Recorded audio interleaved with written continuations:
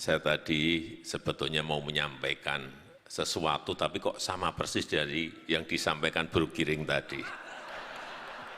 Jadi ini komplit, tapi jadi nggak dipakai.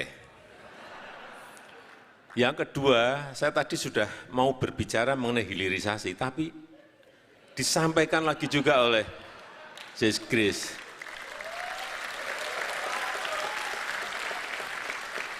Jadi saya bingung mau ngomong apa saya. Kok sama persis isu yang disampaikan. Tapi yang ingin saya sampaikan yang pertama adalah peluang.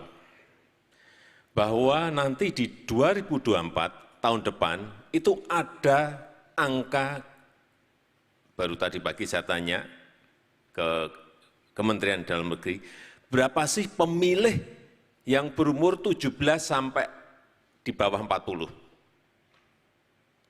Ada 60% kurang sedikit.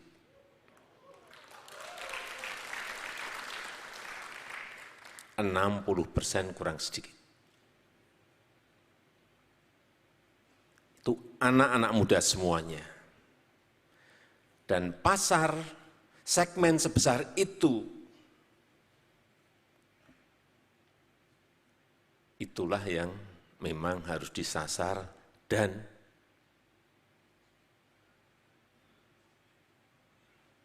didapatkan oleh PSI.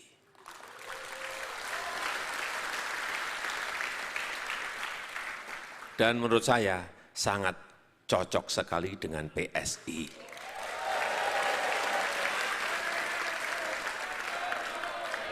Bagaimana meraihnya? Bagaimana meraihnya tadi sudah disampaikan oleh Bro Giring. Jadi saya enggak menyampaikan lagi. Ya itu memang itu yang harus dilakukan. Artinya isu-isu yang mau kita angkat ini harus pas dengan keinginan pemilih 17 sampai 39 tadi. Isu-isunya apa? Bro dan Sis jauh lebih tahu dibanding saya. Jangan mengangkat isu-isu yang tidak disukai oleh anak-anak muda kita. PSI harus memiliki diferensiasi. Kalau dibandingkan dengan partai-partai yang lain, jangan ngikuti mereka.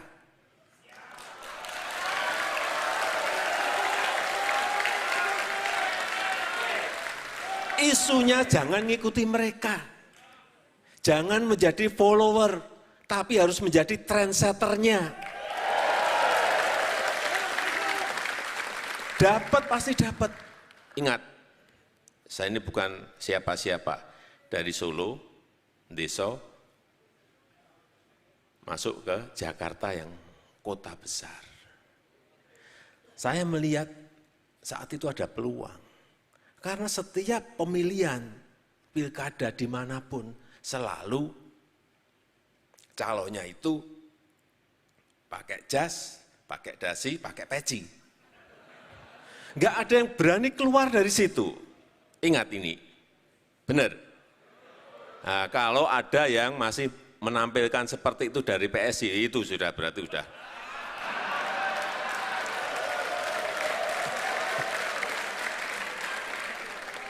Saat itu, saya ingat menyiapkan dengan Pak Ahok itu baju kotak-kotak. Enggak ada yang berani membuat tren seperti itu. Itu ada risikonya. Ya, risikonya kalah, bisa kalah kalau keliru. Tapi ternyata disambut oleh masyarakat, utamanya masyarakat muda. Nah, cari barang seperti itu. PSI cari diferensiasi, cari barang seperti itu.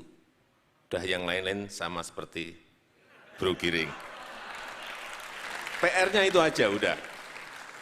Yang kedua, saya ingin bicara mengenai kembali seperti yang disampaikan oleh Sis Grace tadi, hilirisasi. Kita tahu yang namanya negara-negara di Amerika Latin. Saya nggak usah sebut nama negaranya, nanti ada yang tersinggung. Tahun-tahun 50-an, 60-an, mereka itu sudah menjadi negara berkembang.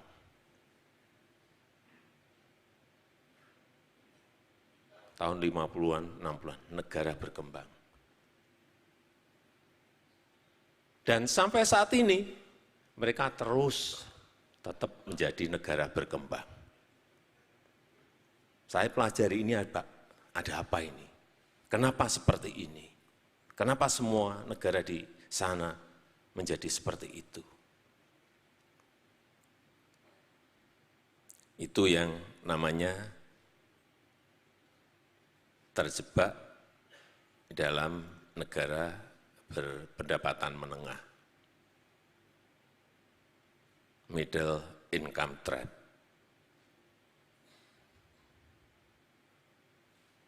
Karena apa? Mereka tidak menawarkan sesuatu yang sangat dibutuhkan oleh negara lain. Ini yang harus dilakukan negara kita.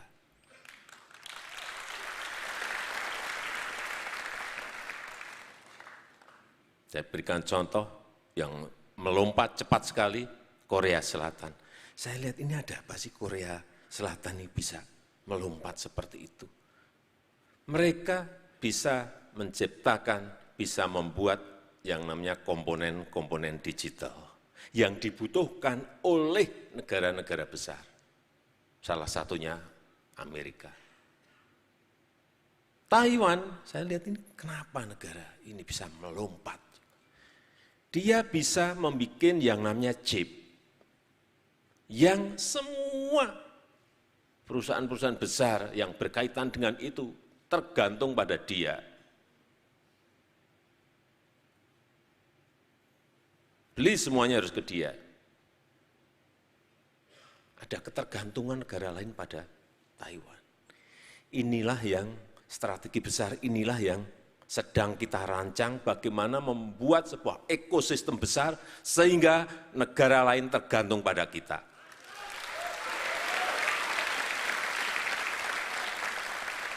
Itulah yang kita namakan baru rame sekarang ini yang namanya hilirisasi.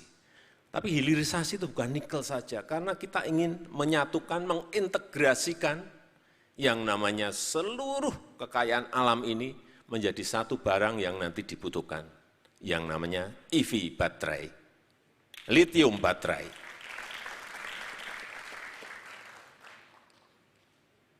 Di situ ada komponen dari nikel, di situ ada komponen dari tembaga, di situ ada komponen timah, di situ ada komponen bauksit, yang semuanya harus kita satukan, kita integrasikan, sehingga muncul nanti yang namanya EV baterai dan babak selanjutnya ekosistem yang lebih besar yang namanya mobil listrik. Yang ke depan, mau tidak mau, semua negara akan mencari barang ini. Entah lithium baterainya, EV baterainya, maupun mobil listriknya. Semua akan menuju ke sana. Karena sekarang semua negara memberikan insentif rakyatnya untuk beli itu. Inilah yang sedang kita rancang. Dan negara lain tahu mengenai itu.